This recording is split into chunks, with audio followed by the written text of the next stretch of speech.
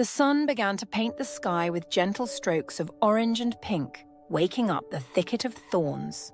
Dewdrops clung to the leaves like tiny sparkling diamonds, and the air smelled fresh and clean, like rain and earth. And in a soft nest of moss at the base of a great oak tree, a little fawn was waking up too. This little fawn was soft and brown, with a coat like velvet and eyes as deep and dark as the forest pools. But this little fawn was also different. While her legs were long and slender, one of them, her back right leg, was a little bit different.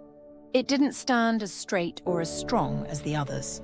And so, when the little fawn stood up to greet the morning, she didn't stand steady like the oak.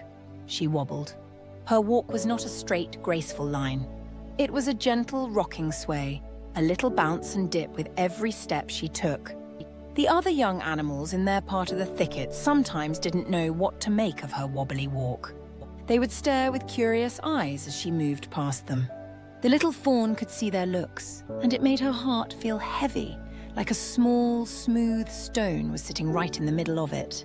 She would watch the other fawns leap and run through the meadows, their movements as fluid as a bubbling brook, and she would wish, more than anything, that her legs could carry her in the very same way.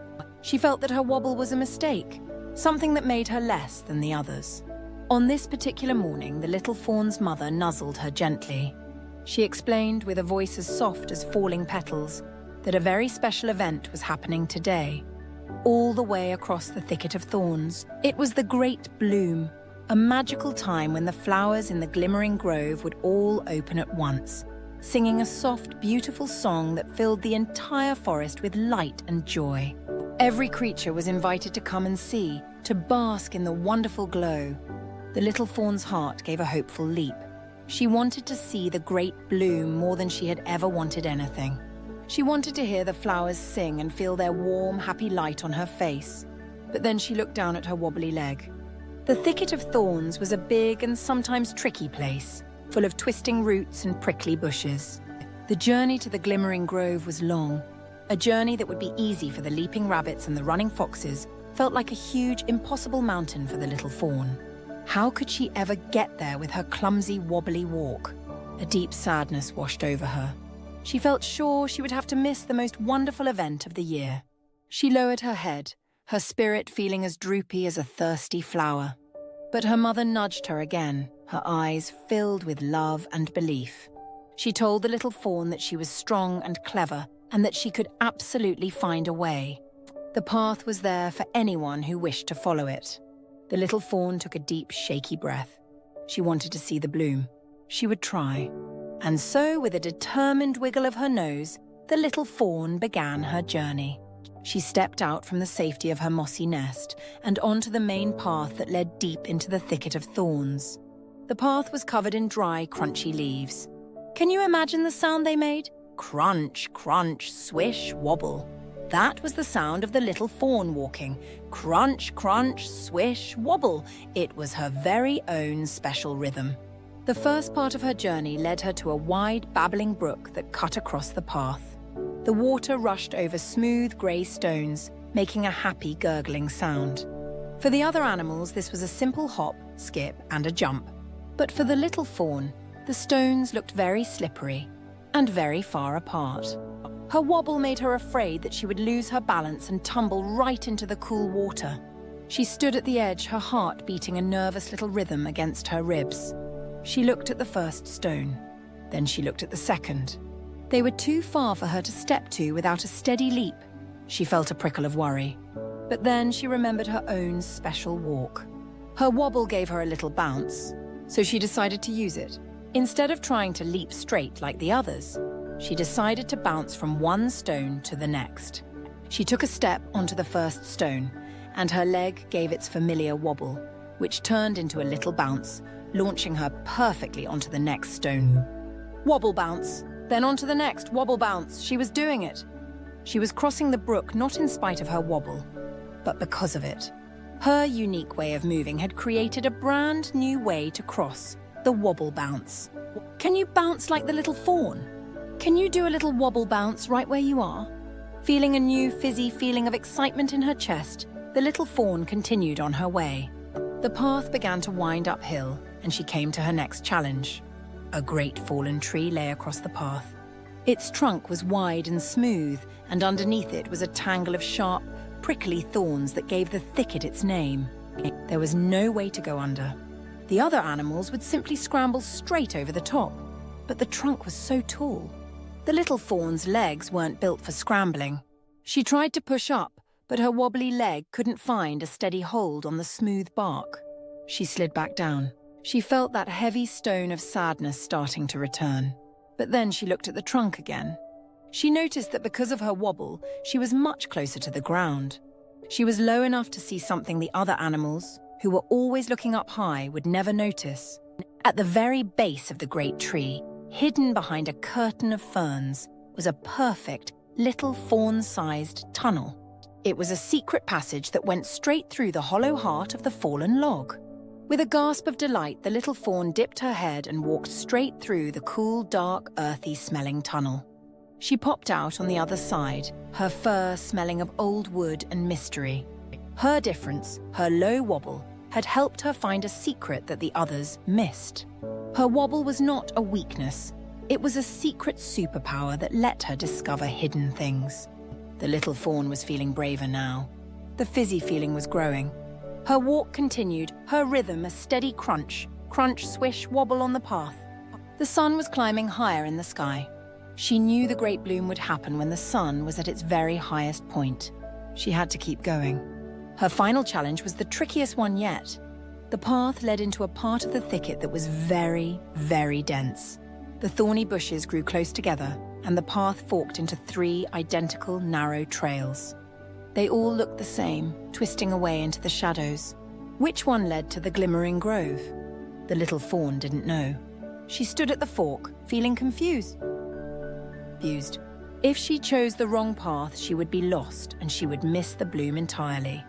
The other animals, with their strong, fast legs, could probably just run down each path one after the other to see which was right. But the little fawn couldn't run. She didn't have time to try all 3. She felt the worry begin to bubble up again. She was so close, but she was stuck. She closed her eyes, trying to think. And as she stood there, perfectly still, she noticed something. Because she was always moving slowly and carefully, she was very good at being quiet. And because she was so quiet, she could hear things that louder, faster animals might rush right past. She listened with her whole body. She heard the wind in the leaves. She heard a beetle scurrying under a leaf. And then she heard it, faint but unmistakable. From the path on the far right, she heard the tiniest, most delicate sound. It was a soft, high-pitched humming sound. It was the sound of flowers still closed, warming in the sun, practicing their song for the great bloom. Her wobbly leg had taught her to be slow, to be careful, and to listen. And by listening, she had found the way. Her difference had guided her. She hurried down the right-hand path, her wobble now feeling like a happy dance of triumph. The humming grew louder and sweeter, and the air began to smell of 1,000 different perfumes, honey, lemon, and sweet sugar. And then she stepped into it, the glimmering grove. It was a wide, open meadow surrounded by ancient trees, and every single inch of it was covered in the most beautiful flowers she had ever seen. Big flowers, small flowers, flowers of every color imaginable. And just as the little fawn arrived, the sun reached its highest point in the sky. A beam of brilliant golden light shone directly down into the center of the grove. And then the flowers began to bloom. They didn't just open slowly. They unfolded all at once with a soft, collective sigh. And as they opened, they began to sing. It wasn't a song with words. It was a melody of pure, tinkling light, a sound that made her heart feel so full it might burst. The light from the flowers pulsed in time with the music, washing over her in warm, joyful waves. She had made it. She was there. The grove was filled with other animals, all watching in awe. They turned as the little fawn entered, and they saw her, standing there in the magical light. They saw her wobbly leg, but they did not see a thing that was wrong. They saw the fawn who had bounced across the stepping stones. They saw the fawn who had discovered the secret tunnel. They saw the fawn who had listened so carefully she found the true path.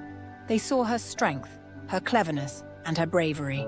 And in that moment, the little fawn saw it too. She hadn't reached the grove in spite of her wobble. She had reached the grove because of it. Every challenge had been solved by the very thing she thought was her biggest problem. Her difference was her guide. Her difference was her superpower. The heavy, smooth stone of sadness in her heart vanished, replaced by a bright, floating balloon of happiness and pride. She didn't try to stand still and hide her wobble anymore. She walked right into the middle of the singing flowers and she began to dance. It was a wonderful, unique dance. A wobbling, bouncing, swaying, joyful dance that was completely and perfectly her own. The flowers seemed to sing just for her, and the other animals watched, not with curiosity or pity, but with admiration and delight. They saw that her dance was beautiful because it was different. The little fawn knew deep in her soul that she would never wish for a different leg again. Her wobbly walk was a part of her story, a part of what made her brave and clever and special. The glimmering grove wasn't just a place where flowers bloomed.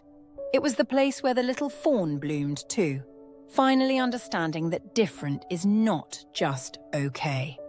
Different is beautiful. And as the last notes of the flower's song faded into the afternoon air, the little fawn lay down in a soft patch of clover, feeling the warm, happy light on her face, exactly as she had dreamed. She had faced the long journey, she had solved every puzzle, and she had learned the most important lesson of all. She was wonderful exactly as she was. What shall we learn about in our next adventure? Will we learn about being brave when we feel small? Or maybe about how to be a good friend? Join us next time to find out. Moral: our perceived weaknesses can often be our greatest strengths, and being different is what makes each of us uniquely beautiful.